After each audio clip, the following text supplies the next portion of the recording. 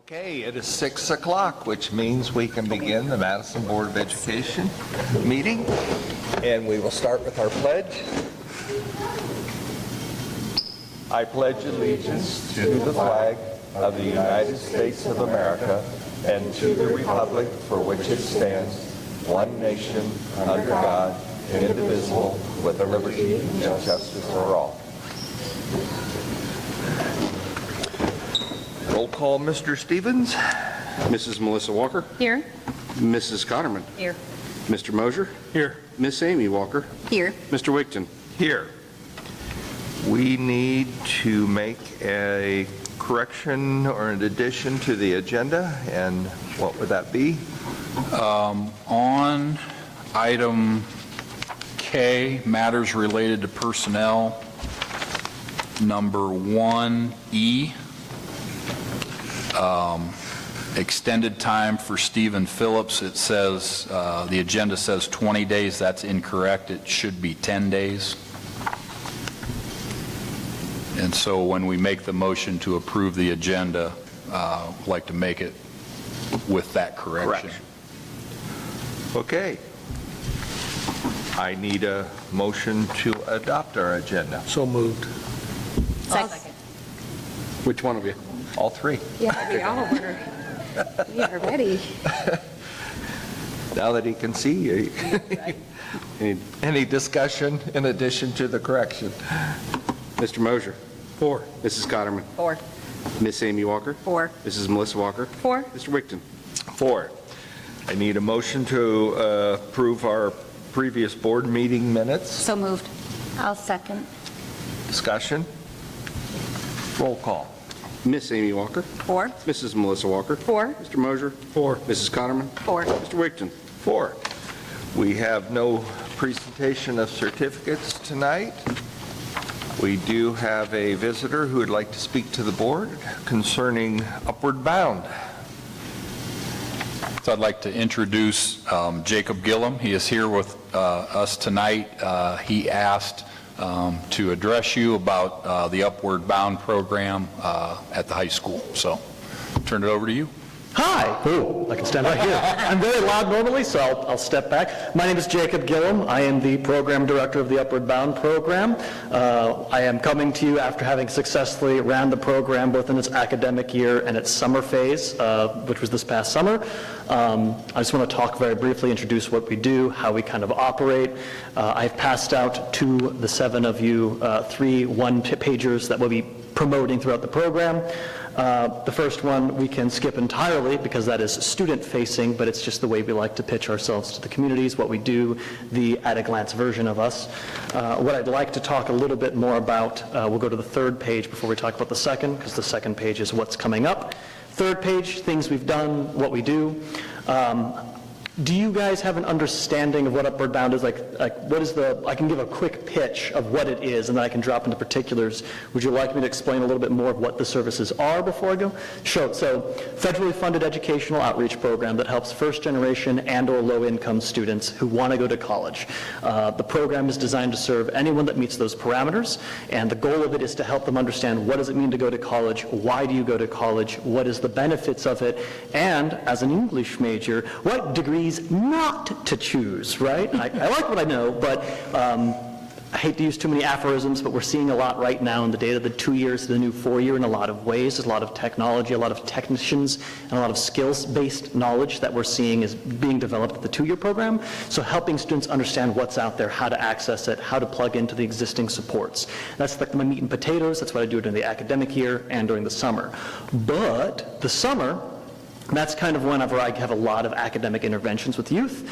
We all know what summer learning loss is. We know that particularly students that come from families where there's not a lot of financial support, or they're not really invested in education as an institution, students tend to fall behind. We see that translate in their fall. They fall behind in mathematics. They fall behind in the rigor that goes with being in a school. My job, part of what I do, is a 6-week summer program where they are taking classes, they're going on college tours, and they're basically maintaining that academic pace, while also having different cultural experiences, going to different colleges, and meeting kids from different school districts. So my program is designed for those kids that don't come from a lot of resources or means to really keep them on that pace so they come into the fall prepared for whatever the next academic year does, but also make sure they understand that there's more to the economy, more to the kinds of jobs available, and the kind of knowledge they can acquire through academic skills than what's merely presented in their local contexts. So that's kind of like the 1,000-yard stare down at what we do. For our particular Upward Bound, the one that I have for the Mansfield/Richland County area, it serves Mansfield Senior, Clear Fork, and Madison. We hosted the kids for 6 weeks at OSU Mansfield. They were staying the night on dorms. For so many of them, that's the first time they've been away from their homes for an extended period of time. Taking classes with college professors, taking classes with local high school instructors, and generally speaking, just making sure they meet and understand the world around them and have those experiences. Recruitment, all throughout the last year, I was in all 3 of the schools trying to gather up students. I managed to get 55 of the scheduled 60 that I'm allowed to serve, so got that done. It was pretty good. The next year, I'm hoping I can finish up that recruitment. Major things I'd want to point out with the resource is because of the existence of this grant, I work for OSU, but I do not recruit for OSU. Happy to explain that more if anyone has questions. I was able to help leverage the existence of this grant. There are some large donors that want to support some of the smaller cities regionally through OSU, and they actually said, hey, we're going to throw additional funds at grants like this to support future residential facilities, residential programming, to ensure that students can have a high-quality experience of simulating going off to college and having a residential experience. So I was able to leverage the fact that we're in communities that historically colleges have not really invested in. I was able to make sure that external partners were like, hey, we'll throw money at this. So I'm trying to bring more resources generally into the programs that I serve. But what I'd like to do, I'll give you a quick question. Someone want to ask me any questions about how services work? Does that overview make sense? Do you have anything you'd like me to elaborate on before I move into what we're going to be doing this coming school year? Going once, twice, cool. What I'd like to do then, go to the second page. I'm building out my master schedule right now. Tentatively speaking, I'm hoping to hit up a total of 4 colleges during the academic year. OU, Ohio University in Hocking sometime in November, Baldwin-Wallace sometime in the spring, and BGSU, Bowling Green State University, in the spring as well. We're working on getting some study skills and test prep related activities put together. These will happen typically on Saturdays, so we're not involved messing with their regular academic curriculum, and we'll make sure the kids know the schedule well in advance so they can arrange and schedule around it. We pay our students a stipend. Again, a lot of these kids that I serve come from families of low means, so it's a way that if they show up to my activities, I'm compensating them. Sometimes it just goes to paying for gas, but it's just a way to give them an incentive to, hey, it's worth the time, worth the investment. You are worthy of the time that you spend on yourself kind of mentality. And generally speaking, what I'm hoping to do, not in Madison alone, but I would like to recruit about 25 new students, not just in one school. I'm hoping to make sure we get a total of 6 colleges. I'd like to make sure I increase the number of 2-year colleges I'm visiting for the summer. I'm currently working on developing out a job shadowing and job network within some of my host institutions that I have partnerships with, to make sure students, if they want to go see like vet tech, if they want to see things, particularly in construction management, it's becoming an interesting thing. I won't bore you with the particulars of that, but trying to connect them so they can see it's not just, hey, I want to work in this field, but there's specific jobs. What does that look like? How can I get them connected to that? And I'd also want to make sure as I move into, because I'm already thinking about summer of next year, I'd like to be able to partner with more local teachers, math teachers, science teachers, English teachers, to teach the classes that I offer. It's a really good way to throw additional funds at teachers locally, but it's also good that the students see that their teachers are the ones teaching them and investing in them even outside of their academic year. Any other questions, comments, concerns? Yes, no? Well, I have nothing else I'll say. I'm just appreciative of the fact to be able to serve in Richland County. I used to be a substitute teacher at Madison. I've lived in Richland County for the majority of my life. It was a very important thing for me to bring Upward Bound to this region. I worked 3 years to make sure I could apply for the grant, so I'm glad I brought it here. I'm hopeful the next 4 years now, we can really build something and work with the community. So thank you for your time. Thank you. Thank you. Thank you. Do we have any other visitors who wish to address the board? Okay, moving on. Administrative committee reports, legislative. No report. Okay, athletic board of control. We met, we passed the budget, went over and reviewed. Tim's got them there, but one of the things, be patient with the athletic director because I believe they changed a server from Ohio High School Association with the scheduling that was causing a little glitch, but so be patient with that. Other than that, Okay. Student representative. I thought I saw someone walk in. My shoes are really squeaky and I don't know why. Okay, this seems loud. So I have some athletic and club information to read to you guys. First, we have football with a new coach and a new want to win. They're playing this Friday at home for their season opener against Shelby. The boys soccer team played Clear Fork last Friday and brought home the win and are hoping to do the same next Tuesday at home. Girls soccer have a very rough schedule ahead of them, but they are hoping to bring home a win tomorrow night at home. Girls tennis, they had their first singles and third place at Ashland. They also beat New Philly 4-3 and play this Saturday at their River Valley Invite.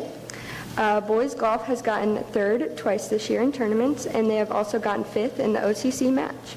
Cross country has their first meet on the 21st, that being the Richland County Invite. Volleyball has their first game against New Philly in 6 days. And girls golf is thriving, being brand new to Madison. They have played in 4 tournaments so far, and their next match is next Tuesday. They are all improving and so happy to have a team this year of their own. And also a huge shout out to their coach Miko for making this possible for them. Cheer has a cheer camp coming up the 12th and the 13th for ages 4 to 13. Along with cheer, band has been working really hard and is excited to play for Ram Nation this Friday. And then on to some Madison academics. NHS is in full swing with swearing in a brand new group of seniors. They broke Madison history for having the most seniors in NHS. Lastly, but certainly not least, Student Council is very excited to announce that they have came up with the new theme for homecoming this year, which is Candyland. We are so excited to see our vision come to life this September 30th. That's all. Okay. Thank you. so much. Facilities report, Steve.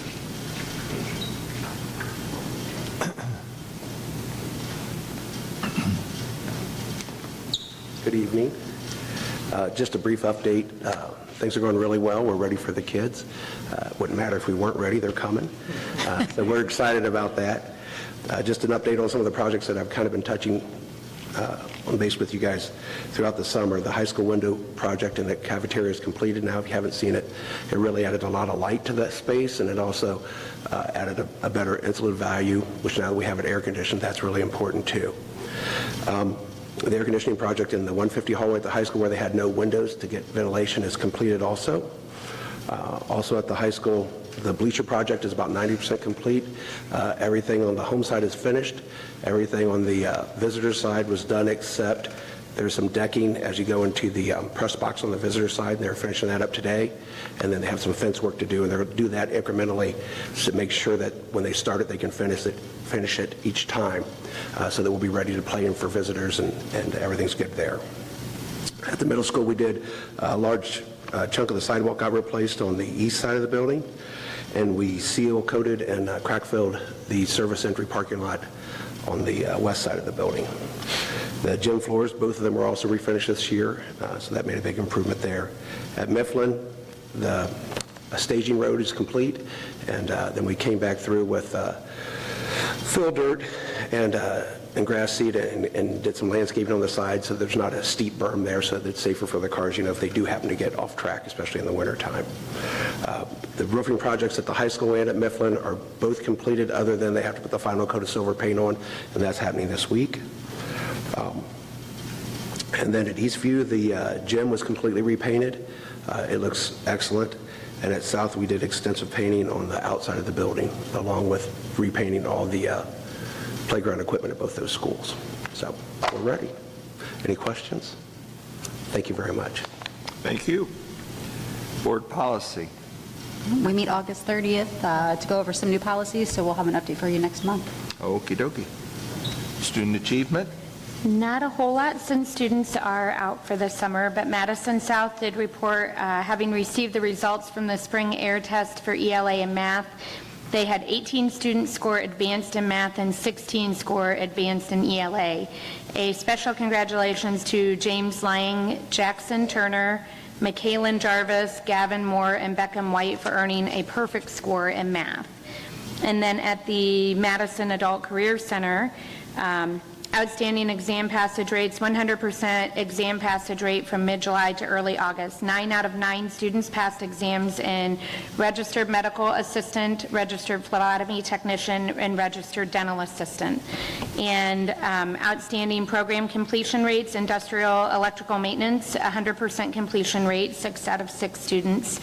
Phlebotomy and EKG, again, 100% completion rate with 14 out of 14 students, and STNA, a 95% completion rate with 39 out of 41 students completing. And outstanding enrollment, we have maximum enrollment in phlebotomy and EKG class that started on August 7th. And that's it. Okay, thank you. Superintendent's update. I want to start with, here in a minute, a video.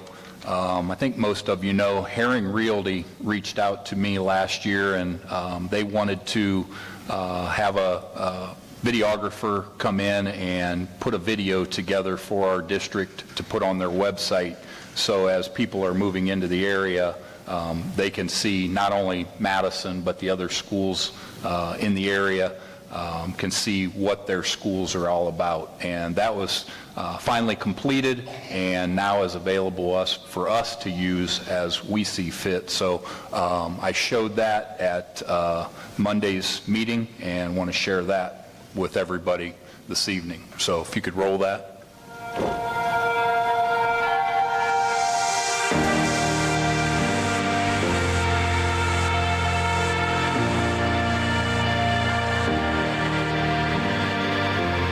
We have every opportunity you could be looking for. If you're somebody who's looking for those advanced placement, dual enrollment, college credit classes, we have those. If you're somebody who is looking for a school district that can fulfill the needs of special education students, we have that. If you're somebody who's a hands-on learner and you really want to get involved in career technical education, we have 10 programs housed in the same building as everything else I've already said. Our students never have to leave the Madison experience. So they get the best of both worlds.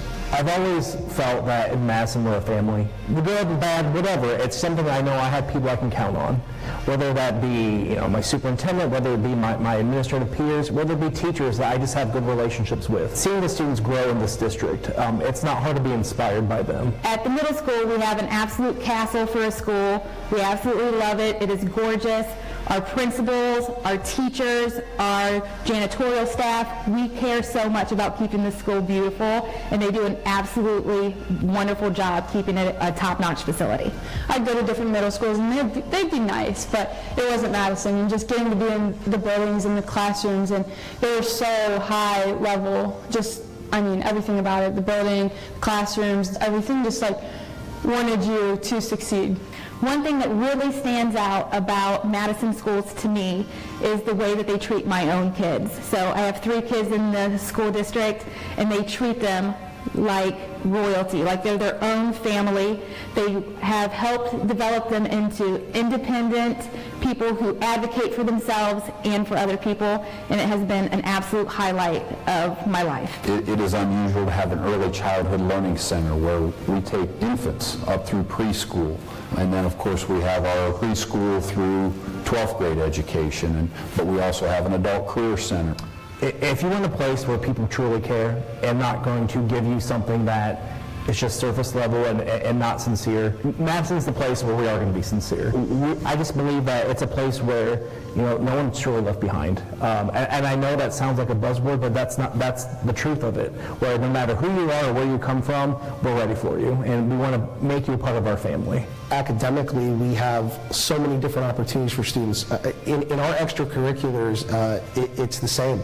I think our arts and our music is extremely strong. We have an excellent choir program, an excellent marching band. Athletically, we have hardworking coaches, but our coaches don't just care about the development and the success of the students. They also want them to enjoy their experience. Our goal at Madison is to provide the very best high school experience for the students, and that could be academically or in extracurriculars. of any other school in the area. It's the one most full of opportunities. You have to go and find the opportunities yourself, but if you do, and you accept the opportunities, you're going to get a lot from it. The culture of Madison School District is that we love our schools. We support our kids. The parents are super involved with everything that we do. This community is great. It's a blue-collar community. We all share similar values. Having my kids go to school here at Madison and living within this community, going down to the local hardware store and people know you by name, going through the grocery store, knowing the superintendent, it's just part of a community of people that share similar values. Our vision is creating endless opportunities, and we want to have endless opportunities for our students. Sincerely, Madison is different than every other place, and I think that makes it special.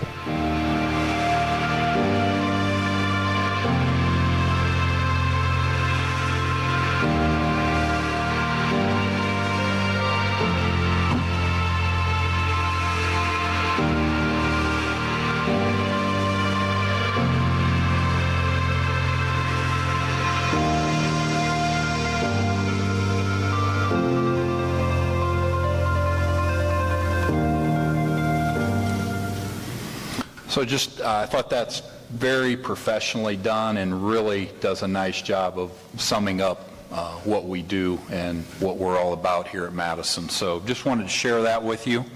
Been very busy the last 4 days. Last Friday, we met with the new teachers and had a good conference with them, and we have 24 new teachers in the district this year, 9 new teachers at the high school, 10 at the middle school, 2 each at both South and Mifflin, and 1 at Eastview. So very happy to have those, and it's a great group of new teachers coming in. The last 3 days, Monday, Tuesday, and Wednesday, we had our teachers came in.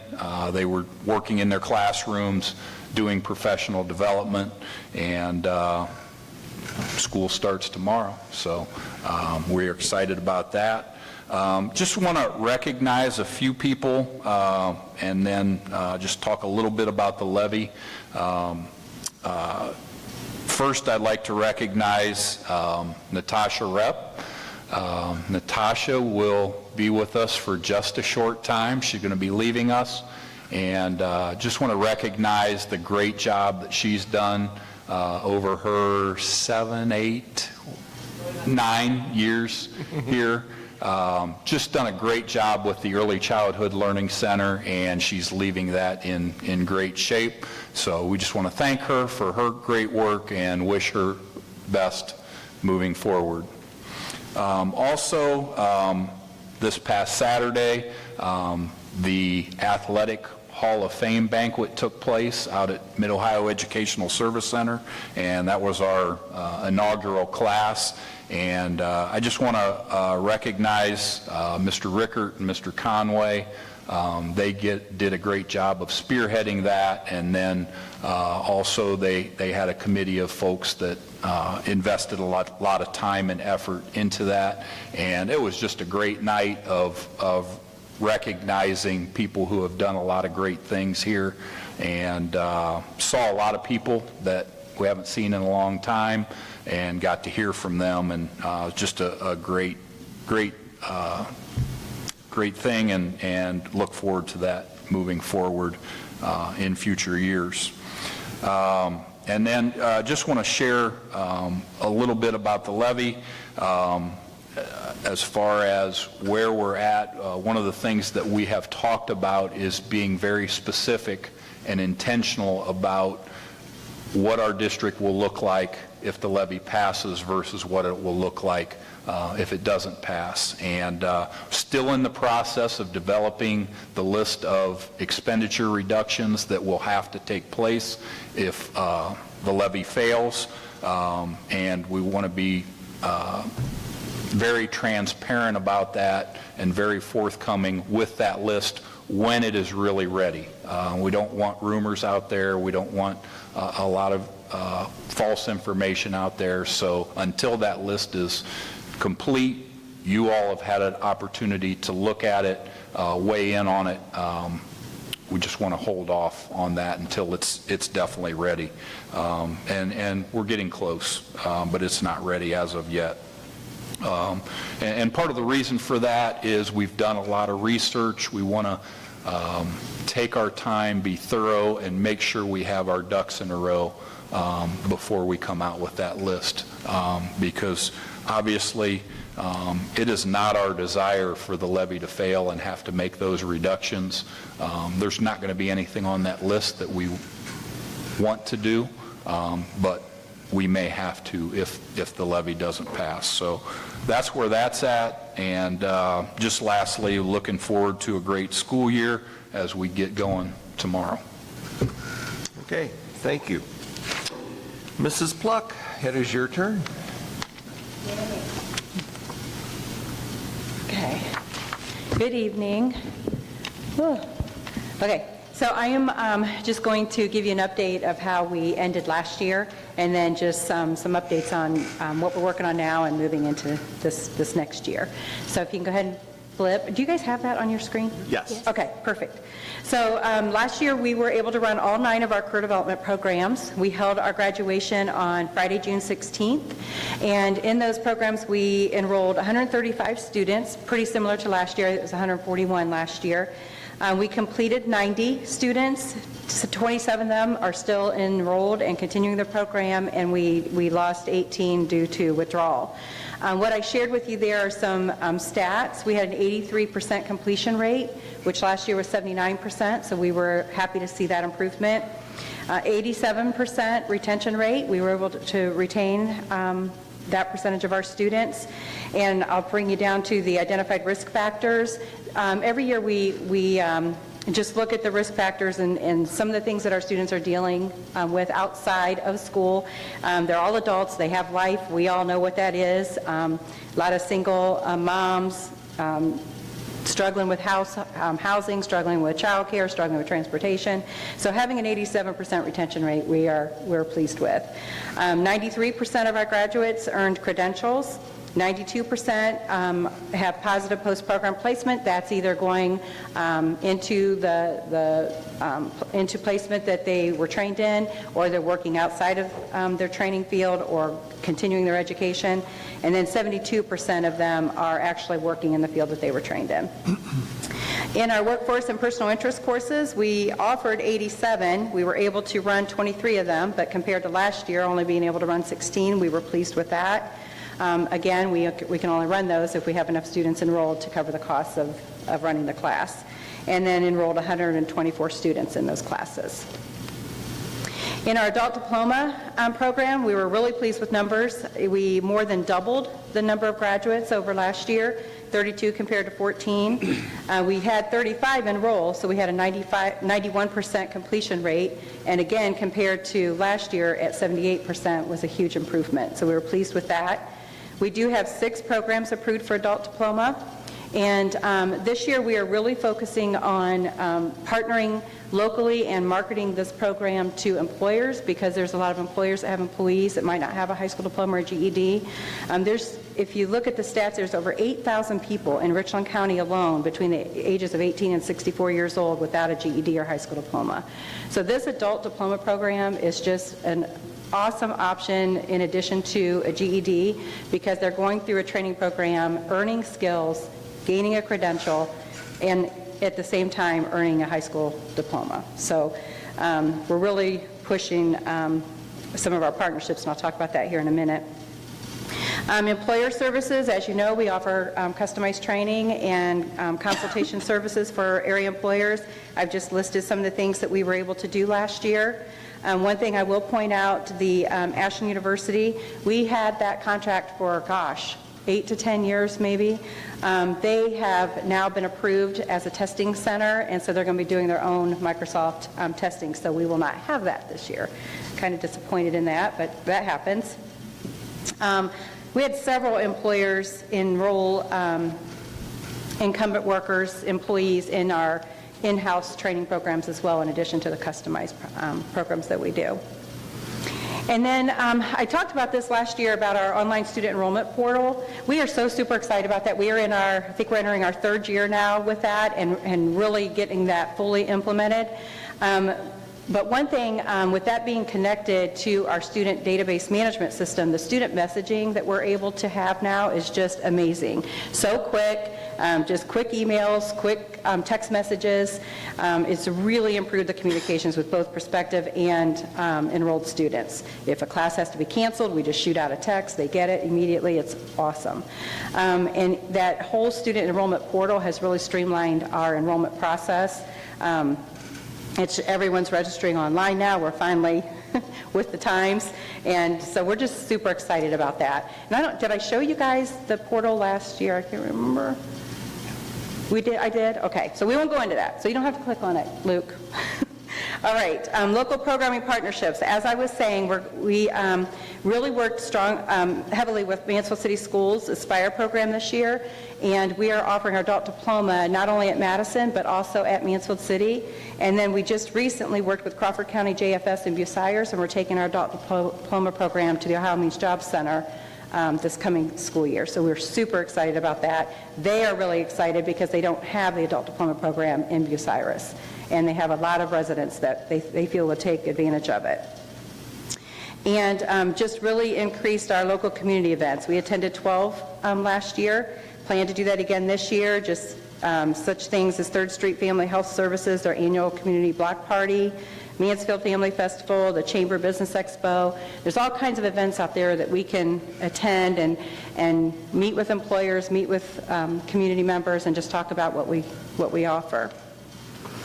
And then just some additional updates. Last year I talked about our accreditation. That's a long process. They were here. The team visited us on March 27th and 28th. 2 weeks before they arrive, they do a student survey of all of our currently enrolled students. And what I've shared with you there are just the results of those surveys, which we were very pleased with. 44 of our 61 currently enrolled students at the time they did the survey is who completed, and 95% of those surveyed indicated that they felt good about their decision to attend Madison Adult Career Center, and 95% would recommend the school to a friend. So we were really pleased with those results. And then I listed the areas that they surveyed the students, and you can see everything's 92% or higher. Our faculty got 100%, so they were really pleased with that. They liked their instructors. We only had one finding, and we knew that was coming. We have graduation and employment benchmarks that we have to meet for each one of our programs. And as I've explained before, when we're reporting, the cohorts could be 3 years ago. Our cosmetology program is 18 to 21 months, so we have to go back 2 or 3 years to be able to report on the completers. And we had a few programs that either did not meet graduation or employment. We knew that was coming. We just have to respond. We've submitted our response. And I believe the commission was meeting in July. We should have results in August. So we're hoping for a 5-year accreditation again. New programming, that had to be put on hold. We were exploring massage therapy and aesthetics as maybe 2 possible programs.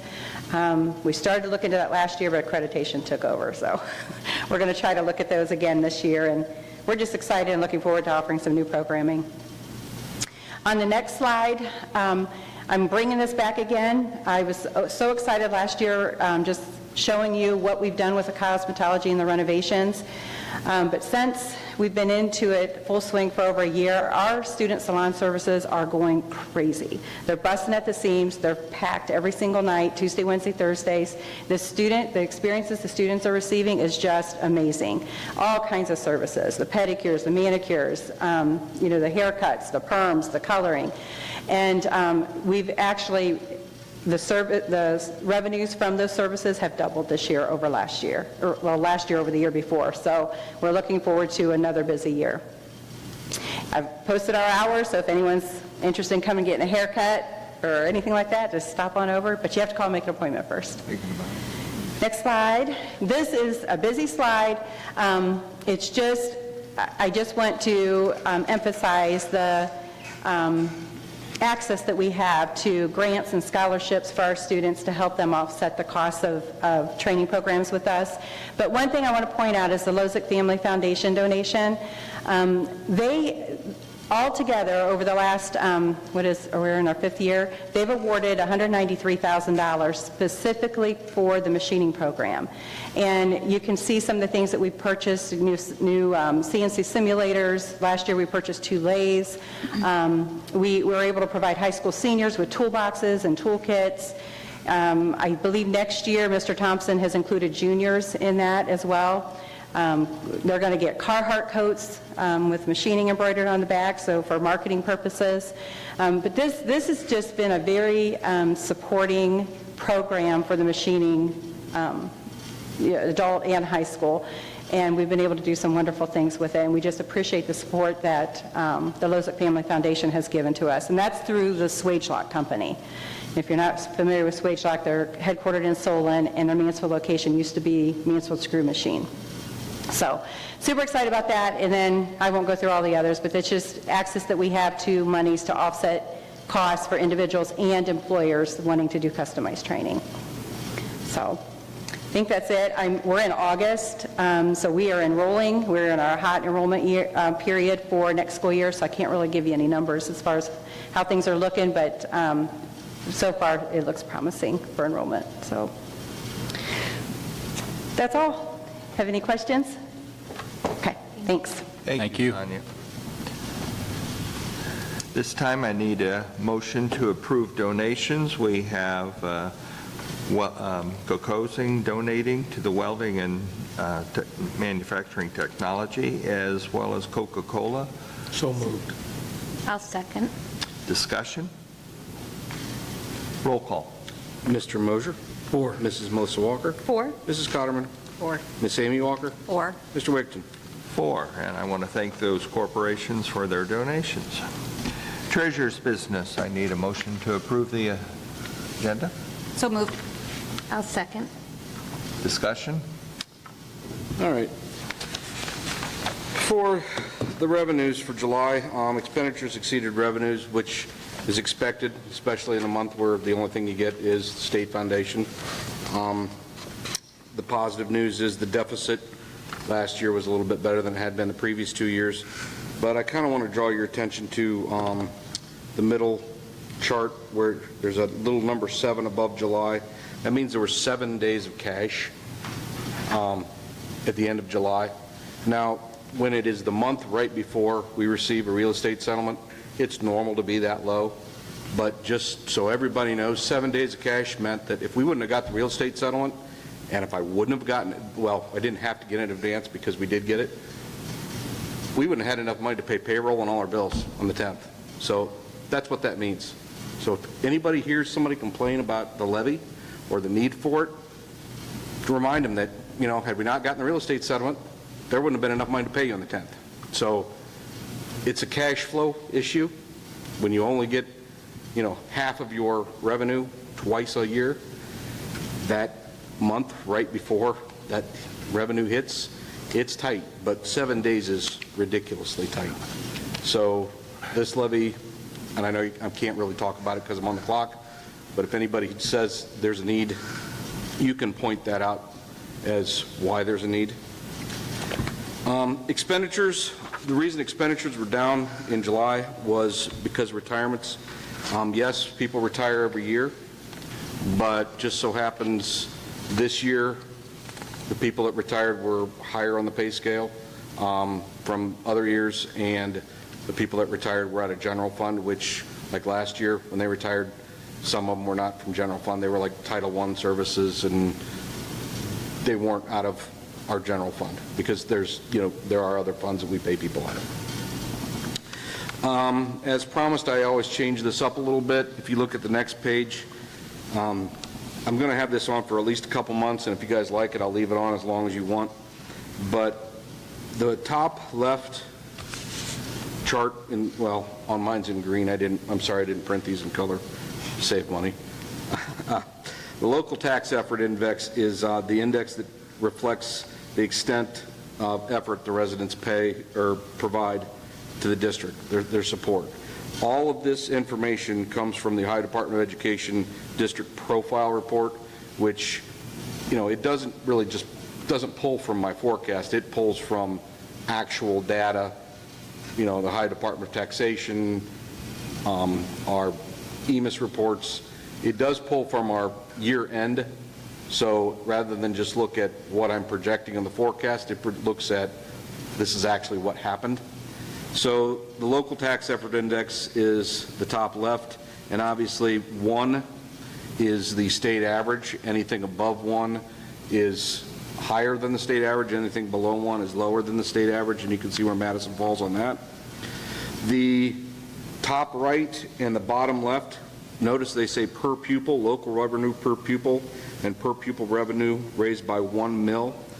The reason this is important as per pupil is because maybe local revenue on a whole, we might be higher than, say, Clear Fork or Lucas because we have so many more residents, but we have so many more kids. So when you take the per pupil, it's an actual indication of how much we receive relative to everybody else. So it's unfair and very skewed to just say how much revenue do you receive compared to, say, Lexington or Clear Fork or Lucas, because the ADM is so different. So that's why it's very important to do the per pupil. Like I said, the top right is the local revenue per pupil, and you can see where we fall. And I've also put, the similar districts, the average, and Richland County average, and also the per pupil revenue raised by 1 mil on the lower part. That's the ability of us to generate property tax by 1 mil. And then last but not least, on the lower right-hand corner, the local revenue is a percentage of our general fund. So you can see where Madison falls as compared to the other districts of how much of our general fund we get locally compared to what we get from the state. If you have any questions or concerns on this, please ask. But I thought, considering what's happening now and in November, I thought this was pertinent information and might help you. But I am willing to change it or alter it or do something else if you need it. And finally, on the back, I left that because I think everybody needs to know that where we're spending our money is, we're putting our money where our mouth is. We're spending our money on instructional per pupil. We're not spending it on, frivolous things. So before I move on to the written plan, is there any questions on the monthly financial report? Okay. The approval of the written plan, if you recall, you approved a written plan in February because we had a low fund balance. Between February and May, we had not made any cuts, and as you are aware, the levy did not pass in May, so therefore the May forecast also had a low fund balance, which means I had to do another precautionary written plan. The good thing about this was because of since this started, we did get the additional revenue from the state because they passed House Bill 33, which implemented the Fair School Funding Plan for the next 2 years. So that increase helped a lot, and Mr. Peterson had the very hard job of letting some people know that we were making some reductions. So between the reductions that he had done after May and the school funding formula that got implemented, basically all I had to do is update the 23s to actuals, put in the cuts that he had made, and put in the Fair School Funding Plan revenue, and that's what I gave to you that I'm going to submit to the state. So those are basically the only changes on that plan. Any questions on those? Roll call. Miss Amy Walker. 4. Mrs. Melissa Walker. 4. Mr. Mosier. 4. Mrs. Cotterman. 4. Mr. Wigton. 4. I need a motion for item K, matters personnel. So moved. Second. Second. Discussion. Roll call. Mrs. Melissa Walker. 4. Mr. Mosier. 4. Mrs. Cotterman. 4. Miss Amy Walker. 4. Mr. Wigton. 4. And I believe that takes us to item L, superintendent's business. I need a motion. So moved. Second. Second. Discussion. Nothing there out of the ordinary. Okay. Mrs. Melissa Walker. 4. Miss Amy Walker. 4. Mr. Mosier. 4. Mrs. Cotterman. 4. Mr. Wigton. 4. Any Other visitor comments? If you don't mind, I'm not a visitor, but I would like to introduce Miss Carolyn Montgomery. As you are well aware, Lisa Tomenshaw had left and went to Bucyrus, and we were very fortunate to get Miss Montgomery. She comes to us with 13 years of experience as working for the state auditor's office. She's fit in really well, and we're very happy that she came and chose us, and excited to have her on board. Congratulations. Okay, President's Business, our next regular meeting will be September 20th. Is there anyone who is planning on attending the School Board Association meeting without, or on their own dime here? No. Okay, then I'm assuming we don't need to appoint delegates for that. No. And the last item is Records Commission meeting. There are records that are going to be shredded. Yeah, shredded. So. And we met prior to Mr. Wigton and I briefly. If you'd like to see the report of all the boxes and, where on the records retention schedule, what the numbers are, be happy to share that with you. Okay. With that, I need a motion to adjourn. So moved. I'll second. Discussion? Roll call. Mr. Mosier? 4. Mrs. Melissa Walker? 4. Mrs. Connerman? 4. Miss Amy Walker? 4. Mr. Wigton? 4. I'd like to thank everyone for coming and have a good evening.